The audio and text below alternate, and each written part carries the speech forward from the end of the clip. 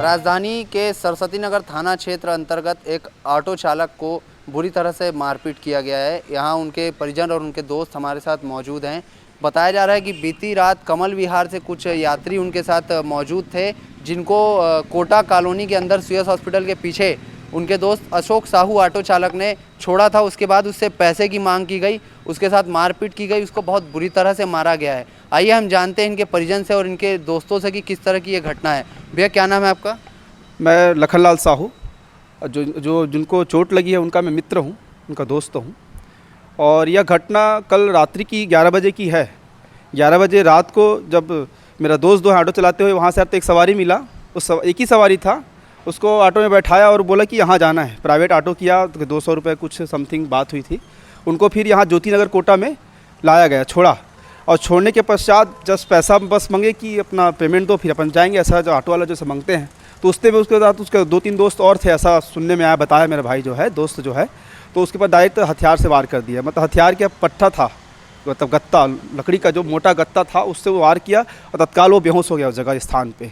उसके बाद से जो है उस स्थान से वो थाना कैसे पहुंचा इसको उस बता नहीं पा रहे, उसको खुद मालूम नहीं कि बेहोश हो गया था वो। फिर थाना आया और थाना में उनका होश आया, यहाँ कुछ थोड़ी बहुत ट्रीटमेंट हुई है, थोड़ा बहुत लिखा पढ़ी भी हुआ है। उसके बाद वो खुद चला के ऑटो वहाँ चला गया। इस पर प्रशासन को या मतलब थाने वाले को ये बोलना चाहूँगा, थाने की भी बहुत बड़ी गलती है इस पर।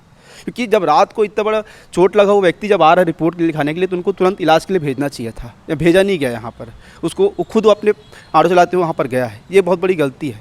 इवन जो छोड़ा उसका भी नाम इनको मालूम नहीं है, जबकि छोड़ा उसका नाम, क्योंकि तुरंत का जो छोड़ा है उसका नाम तो उनको मालूम, बोर्ड नंबर तो लिखना चाहिए, ये भी इनकी गलती है। और लगभग अपने जानकारी से, वहाँ कोई फ्रेंड्स रहते हैं, अपने सर्कल दोस्त हैं, उनसे जानकारी से पता चला कि लगभग वो पकड़ा जाएगा, कुछ नाम से है, उसको अभी क्लियर करना नहीं चाहूँगा जब तक वो अपराधी पकड़ाए ना। तो ये अपने को जानकारी है। इनके साथ इनके छोटे या इनके बड़े भाई भी हमारे साथ मौजूद हैं। आइए जानते हैं इनसे कि इनका भाई किस स्थिति में है, किस अस्पताल में इनका इलाज चल रहा है। भैया क्या नाम है आपका? दिलीप कुमार साहू। कितने बजे की घटना है, कहाँ की घटना है, और आपका भाई क्या करता है, किस समय से ये ऑटो चला रहा है? ये लगभग 5 साल से अभी ऑटो चला रहे हैं भैया। और अभी चोट जो उनको लगी है बहुत ही गंभीर चोट लगी है। माथे में यहाँ पर थोड़ा गहरा घाव लगा है, पीछे साइड सर पे 2 जगह चोट लगे हैं। ये राइट साइड का आँख जो है ये बहुत ज़्यादा फूल गया है, काला हो गया है।